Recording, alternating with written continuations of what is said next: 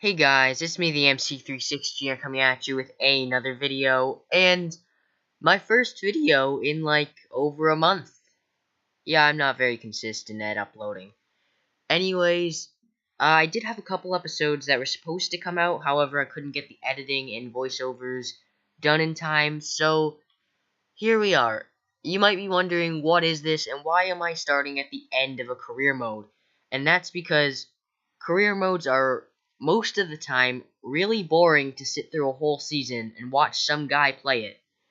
And that's why I'm basically making this series. I don't know what it's going to be called. You'll see the name later.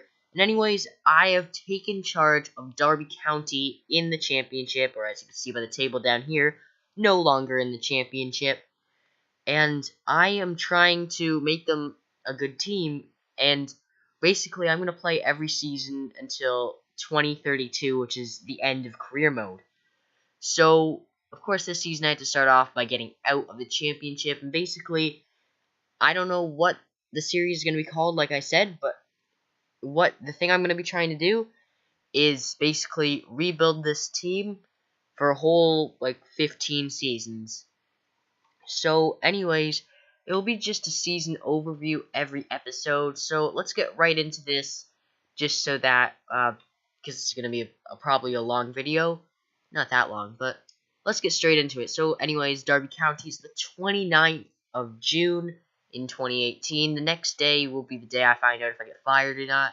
Although, with a rating of 82 and making it to, the Prem next season, I think they should let me stay.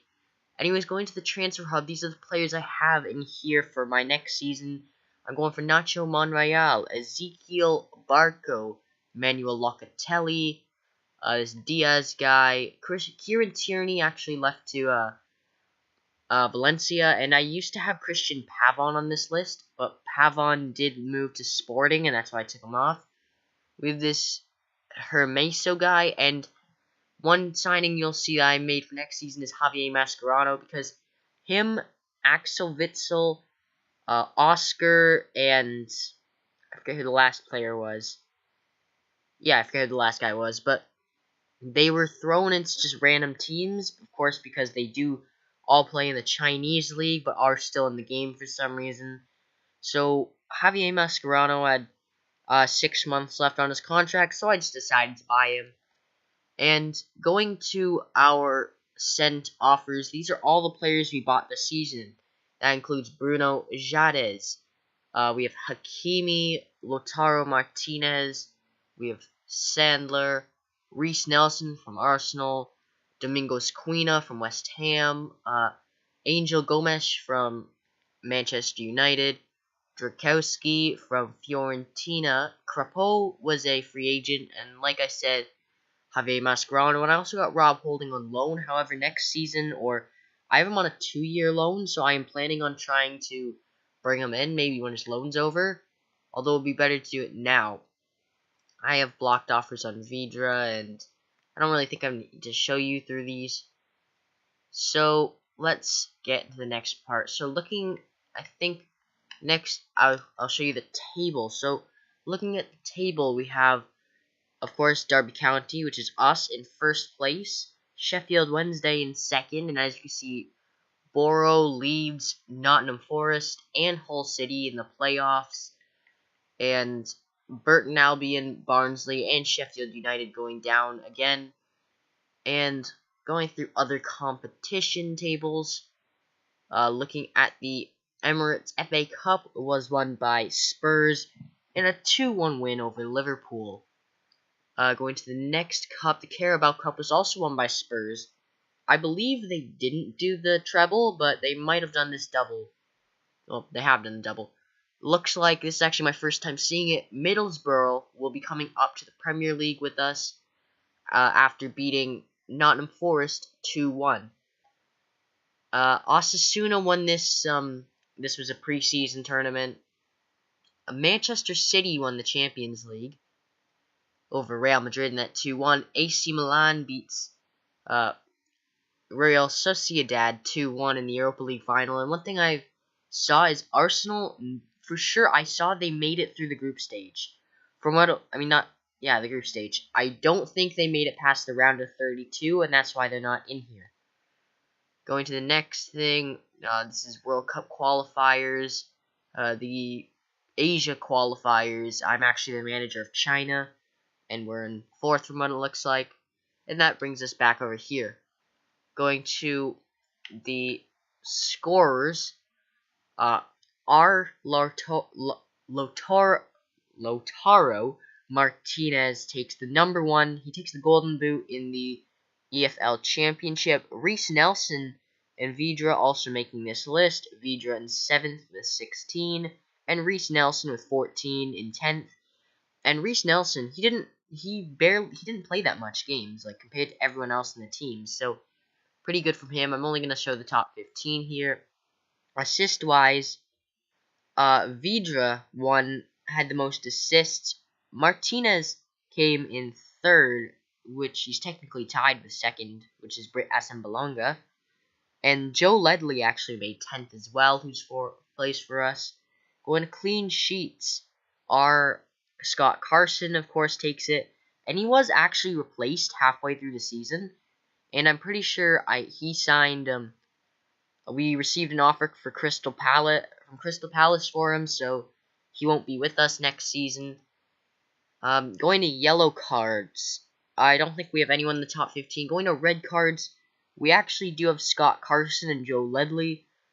Joe Ledley, it was one game that I was simming, and he got 2 yellows. Scott Carson, he only got 1 yellow this season, so I don't really know how he got a red card, because he didn't get 2 yellows, and he didn't get a straight-up red, but he did get 1 yellow once.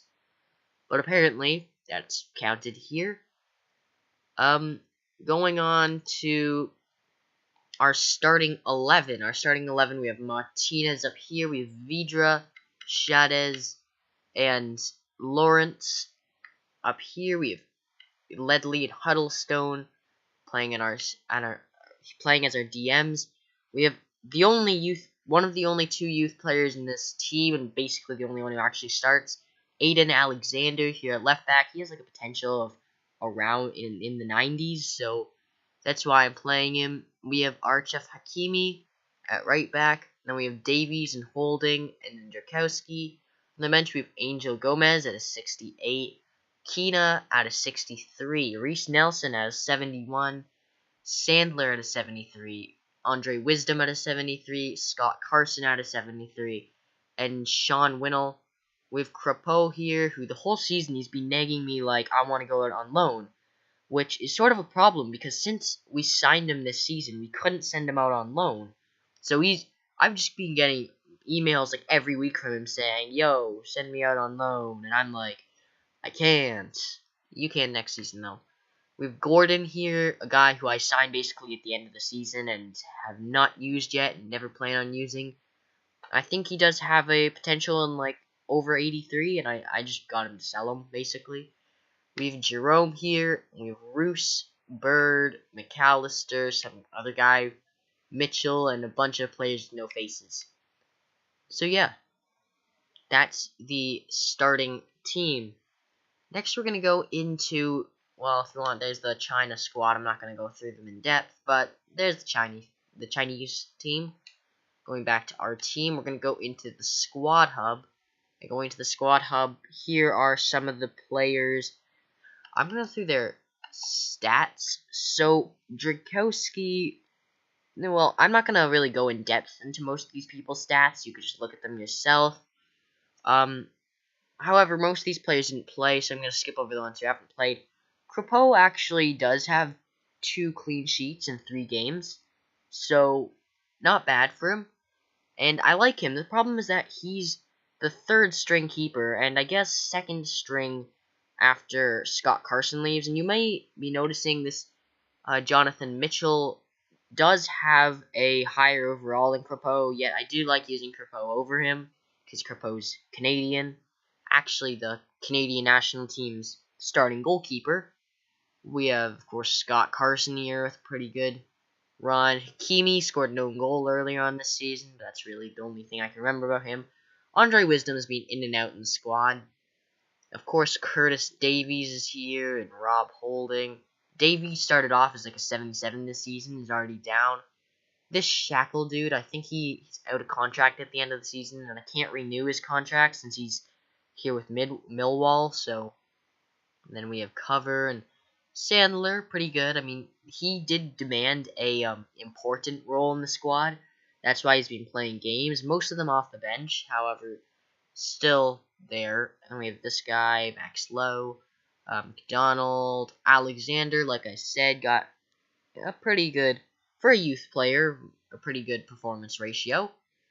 Joe Ledley, he's been amazing this season. Tom Huddlestone, I think they both started at 74 and they both dropped down.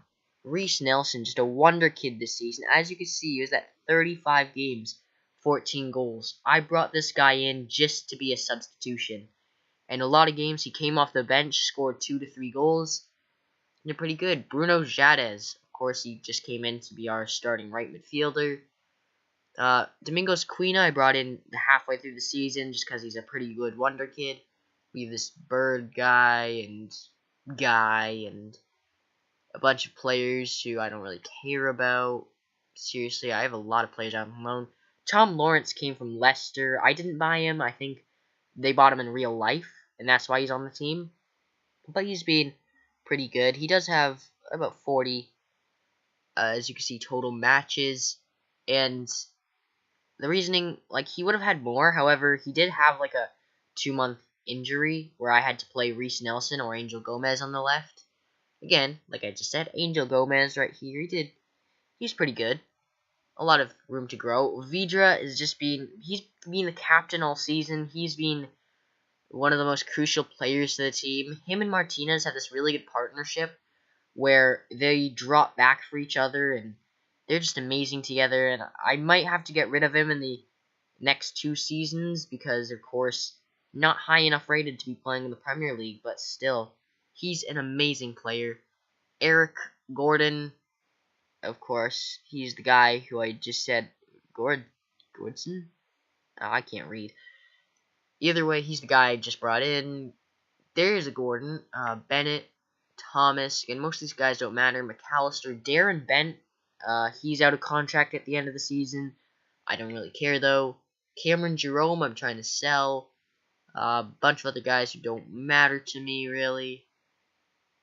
Seriously, there's a lot. Lautaro Martinez, like I said, the guy who played alongside Vidra, a big part to this team. Of course, the league's top goal scorer by 10 goals.